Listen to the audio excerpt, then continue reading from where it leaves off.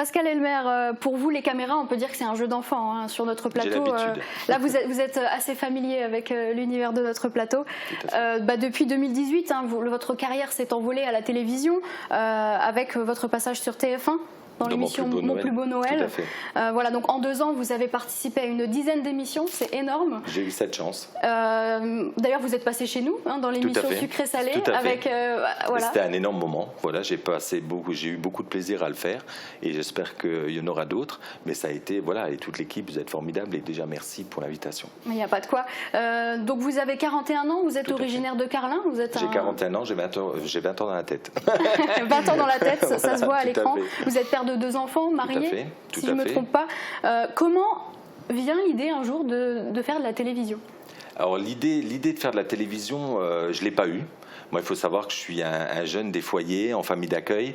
Je veux dire, et après, j'ai vraiment une soif de. Enfin, je dis toujours, moi, la vie m'a gâté, et aujourd'hui, la vie, j'en profite à plein pot, comme on dit. C'est vraiment parti d'un coup de tête. J'ai voulu toujours faire Les Amours sur France 2. Je ne sais pas pourquoi, c'était une émission que j'aimais regarder et j'avais dans l'idée de le faire.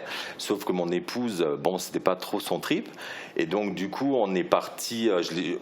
Dans son dos, on s'est inscrit, enfin, je me suis inscrit sans lui dire, et on est parti à Strasbourg où était le casting, et du coup, on a fait un peu de shopping, et après on s'est arrêté pour boire un café dans un restaurant, et c'est là qu'elle a vu l'affiche, elle m'a dit c'est quoi ça, et on a fait le casting, et c'est là tout a démarré, mais bon, c'était vraiment on a fait quand même 3 fois les Amours, donc effectivement, on nous a aimés dans le programme, une belle production, je tiens à le dire aussi, et donc du coup, après, mais sans plus vouloir faire d'autres émissions. Et un jour, j'ai un ami qui a la maison illuminée que tout le monde connaît à Carlin. Et donc, j'ai eu une approche en me disant, si tu veux pas faire ce programme, Mon plus beau Noël. Et j'ai dit effectivement oui, parce que c'était pour lui rendre service aussi, pour que sa maison soit plus que dans les locaux, on va dire, hein, dans les journaux locaux, dans les voilà. Et être sur TF1, sa maison, c'était quand même, il a énormément d'années d'expérience, de travail aussi.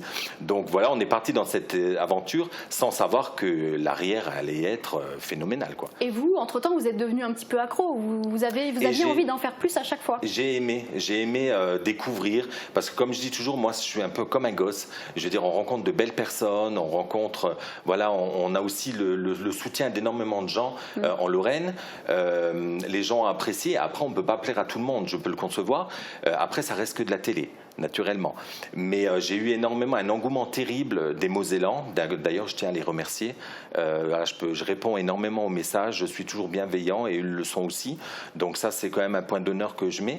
Et après, effectivement, Mon plus beau Noël a allé crescendo, quoi. Donc après, j'ai fait le dîner presque parfait. J'ai enchaîné derrière et plusieurs télés, voilà. C'est un métier à plein temps? Non, c'est pas un métier, c'est une passion. Je me suis pris vraiment une passion pour ça. On rencontre, voilà, en étant jeune, quand j'ai fait C'est mon choix, je veux dire, rencontrer Evelyne Thomas, c'était quelqu'un que je regardais tout le temps, comme beaucoup de gens, et d'être avec elle à côté, enfin moi, je le vois à l'écran et je le sais, mais je veux dire, quand je suis devant eux, je suis comme un gosse, quoi. Je me dis, t'es avec eux, quoi. Mais je le réalise pas.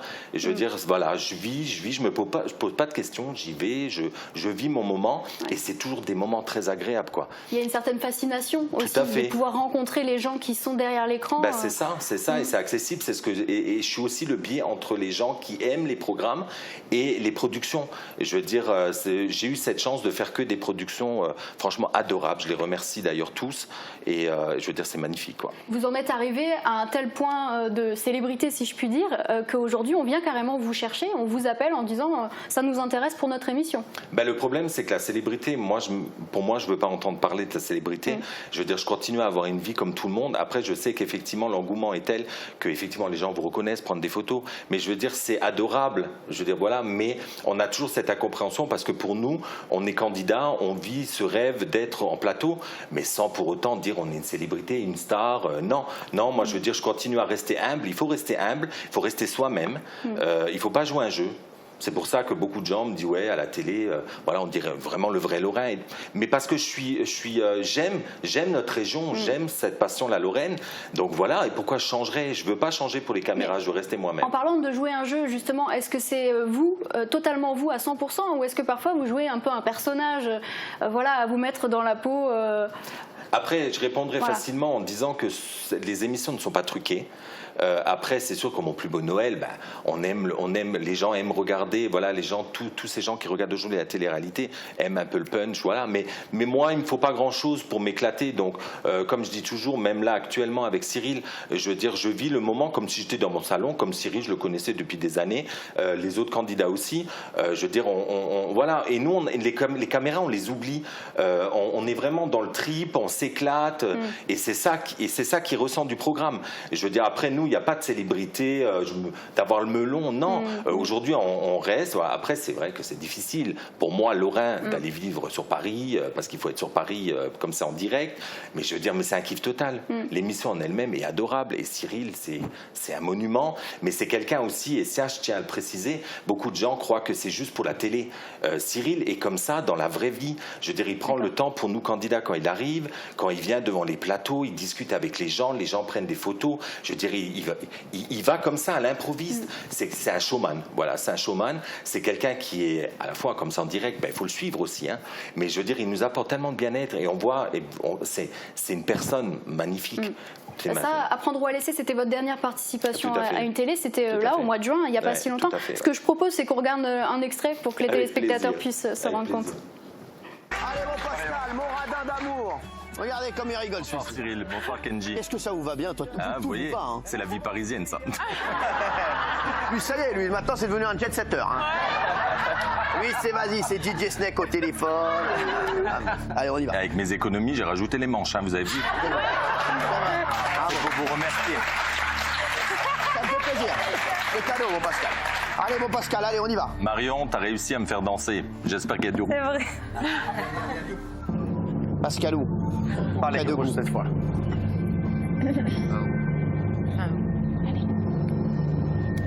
Wow. C'est très bon. C'est très bon. C'est très bon. Surnom, Pascal, vous avez bien rigolé. J'avais rigolé, je suis ému aussi. Ouais, il y a un mélange d'émotions là. Tout, parce que je me dis, quand je me regarde sur l'écran, et de voir toute cette famille et de voir Cyril et tout ça, je veux dire, on ne peut pas s'imaginer de l'intérieur. C'est une aventure familiale, mais une aventure formidable aussi. Et je me dis, quelle chance que j'ai. D'ailleurs, je remercie Julien, je remercie Agatha, je remercie Cécilie, je remercie aussi plein de monde, Cyril, toute la production, je veux dire, mais ça vous a marqué? Ouais, non, franchement, je pense que ça sera l'émission de folie et j'ai hâte de retourner le 31 août pour retrouver toute cette famille parce que eux, à Paris, ils se voient. Par contre, moi, je suis en Lorraine, donc on ne peut pas se voir. Il me manque énormément. Il me manque énormément parce que c'est vraiment une famille. Il n'y a pas de chiquet, mais on vit le moment. Quand on ouvre cette boîte, après, on ne parle pas d'affinité avec les candidats. Après, c'est vrai qu'il y a donc, c'est aussi le Covid, donc il y a un respect des barrières. Je veux dire, il faut être dans deux salles différentes, on n'a pas le droit de se toucher, enfin voilà. Mais on se parle. Et même si il y a des gens, voilà, plus ou moins, on les aime tous, mais après, quand on est dans notre arche, voilà, on tisse des liens plus forts avec d'autres, mais on veut qu'ils partent tous avec de l'argent. Parce que effectivement, c'est la seule émission qui promet une belle somme. Et je veux dire, comme la personne qui est partie avec les 100 000, comme la Marion, je veux dire, on est juste content. Par contre, Virginie qui est partie avec 0, on était tous en pleurs, mais c'est pas du chiquet pour l'émission. C'est vraiment qu'on le vit et on est triste pour eux, quoi. Il y a une question que je pense tout le monde se pose et je suis obligée de vous la poser. Pourquoi le radin? Pourquoi le radin? Et deuxième question, est-ce que vous savez ce qu'il y a dans les boîtes? Alors donc du coup le radin, faut savoir que je suis pas radin dans la vie, je suis un grand économe, j'aime bien négocier, mais le radin voilà c'est parce que c'est si on dit négociateur, on dit économe, les gens ne vont pas comprendre. Après c'est aussi une part de radinerie, c'est-à-dire que je vais pas être radin avec mes amis, avec les gens qui m'entourent. Par contre je veux dire voilà comme tout le monde je pense, même si on fait de la télé, on est loin de la richesse, on pense aussi à payer nos factures et moi je tiens à rester quelqu'un comme tout le monde, même si c'est parfois difficile, mais voilà, je fais des économies. Et après, c'est aussi pour moi un plaisir. C'est-à-dire, pourquoi acheter quelque chose à 3 000 € alors que je peux l'avoir à 1 000 en négociant. Donc pour moi, c'est devenu aussi un jeu, ça. Et donc du coup, voilà, le radin aussi est parti parce que quand j'ai fait C'est mon choix, et j'avais expliqué ça à la production et on m'a dit le radin, c'est un radin. Tout le monde dit qu'il est économe, mais non, t'es radin. Et donc du coup c'est parti sur un délire et ça me pose aucun problème. Voilà. Après c'est un jeu, Et pour les boîtes? Et pour les boîtes, non, on ne sait pas ce qu'il y a dans les boîtes. Il faut savoir qu'il y a Maître Moya, le célèbre huissier, très bienveillant aussi, toujours un mot gentil, même s'il faut qu'il respecte son cadre d'huissier. Mais non, les sommes sont mises dans les boîtes, nous on ne le sait pas. Il faut savoir que quand ils nous ramènent la boîte, on n'a plus le droit de la toucher, il faut qu'elle reste devant nous. C'est très strict. C'est très strict, ah oui, tout à fait. Et on ne sait pas maintenant l'inviter. Nous, c'est vrai qu'on est spectateurs aussi, on nous dit pas tout et on nous dit presque rien parce qu'il faut laisser aussi ce suspense. Quand l'invité, on ne sait pas qui c'est. Et quand il arrive, c'est vrai qu'on a eu Miss France, on a eu Bigard, on a eu la Normanoff. Ça fait partie pour nous aussi de la surprise et se dire, on est quand même sur le plateau avec Bigard. Et donc du coup, voilà, et pour les boîtes, effectivement, on ne sait rien. Et le tirage au sort aussi, on ne sait pas quand on va jouer non plus, quoi. J'ai une petite question, comment votre famille vit votre célébrité? Alors après, c'est partagé. Il y en a qui sont super contents parce qu'ils savent on sait toujours d'où on vient. Je veux dire, moi, comme j'ai dit avant, des foyers en famille d'accueil. Je n'étais pas prédestiné à faire de la télé aujourd'hui. Ça étonne même des gens qui m'ont connu il y a quelques années et qui me disent mais qu'est-ce que tu fais aujourd'hui à la télé? Enfin voilà. Mais non, ils sont contents pour moi parce qu'ils savent que je kiffe de ouf et je vis un grand rêve. La meilleure participation à une émission, pour vous, ce sera quoi? Votre meilleur souvenir de télé? Alors, avant les boîtes, ça aurait été donc Mon plus beau Noël. Parce que c'est la télé qui m'a emmené. Sur TF1 en voilà, plus. Tout à fait. Mais aujourd'hui, humainement parlant, le jeu en lui-même, la folie qu'on vit, le direct, Cyril. Comme je dis toujours, j'avais dans la vie 3 rêves. J'avais un rêve, c'était Pékin Express. Un rêve, c'était Cyril. Et un rêve, c'était les boîtes. Et j'ai pu concrétiser mon rêve en une seule fois avec Cyril et les boîtes. Donc du coup, aujourd'hui, d'avoir cette chance, c'est juste magnifique, quoi. On va changer un petit peu de sujet. Vous êtes parrain d'une association aussi. Est-ce qu'on peut en parler un petit peu, qui s'appelle Un monde meilleur pour Mathieu? Tout à fait. Donc suite après à l'émission Mon plus beau Noël, il y a une dame qui effectivement, la maman de Mathieu, a fait beaucoup de cagnottes, elle a fait beaucoup appel à tout le monde et à chaque fois elle baisse les bras, voilà, on la suit pas. Quand elle m'a contacté, moi j'ai trouvé qu'en 2020, avoir un enfant qui ne peut pas accéder à son logement, parce qu'effectivement aujourd'hui en France, il faut le dire, on n'aide pas les enfants. Je veux dire, c'est quand même horrible de pouvoir avoir un enfant qui ne peut pas accéder à sa salle de bain, qui ne peut pas accéder à sa chambre. Et je veux dire, elle fait appel à beaucoup de solidarité, mais à chaque fois, elle se prend des bâtons dans les roues. Donc du coup, elle m'a dit, si avec le monde qui me suit, si je peux arriver à faire quelque chose, j'en serais très ravi. Et donc, je suis parti, je me suis dit OK. Et quand on m'a demandé pour les boîtes, pourquoi ma motivation, j'ai dit, c'est sûr que ma motivation aussi va pour Mathieu. Je veux dire, j'aimerais tellement remporter une belle somme pour pouvoir aussi l'aider. Voilà. Mais après, j'appelle aussi à tout le monde, si quelqu'un connaît des entreprises qui peuvent l'aider, il n'y a pas besoin de 100 000 euros. Elle a fait une cagnotte de 5 000 euros. Donc, si une cagnotte qui se trouve sur Litchi, tout à fait. Ouais. Et donc, si après, les gens ne la trouvent pas, ils peuvent venir sur mon Facebook. C'est Pascal APOAL. Je dis parce que dès que je dis Pascal à poil, les gens ils rigolent. C'est les initiales. Donc ils viennent et je les mettrai en contact, mais il faut vraiment les aider parce que Mathieu, je veux dire, a eu 11 ans. Il faut aujourd'hui que ça change. Je ne sais pas possible qu'un petit garçon ne peut pas avoir une vie convenable. Son histoire est très touchante. En tout cas, on va mettre l'adresse donc sur litchi.com. Tout à fait. On tape Un monde meilleur pour Mathieu et il n'y a pas de petit don. Donc, non, il n'y a pas de petit don. Je veux dire, même si c'est 50 centimes, même si après il y a des bénévoles, je sais qu'elle a eu une personne qui a fait 800 km pour venir faire déjà des travaux. Je veux dire, si des gens ont le temps et pour une solidarité, je sais qu'en Moselle, on a le cœur gros et qu'on peut aider. Donc c'est pas loin. Mettez-vous en relation avec elle et ça, franchement, je les remercie d'avance et je lui fais un gros coucou à Sandrine, à la maman, au papa et à Mathieu. Je lui fais un gros bisou.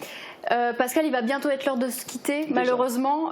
En quelques mots, les projets pour la rentrée. Quand est-ce qu'on te revoit à la télé? À partir du 31 août. Donc je repars apparemment, je pense, pour plusieurs émissions jusqu'à Noël. Donc voilà, nouveau avec Cyril et j'ai hâte avec toute la bande. Et ça va être vraiment une deuxième saison phénoménale. Merci beaucoup en tout cas d'avoir égayé notre plateau. Merci à vous. Avec votre bonne humeur, c'était vraiment un plaisir. On vous souhaite du meilleur, le C'est meilleur. gentil, merci. Le meilleur pour la suite. Merci beaucoup.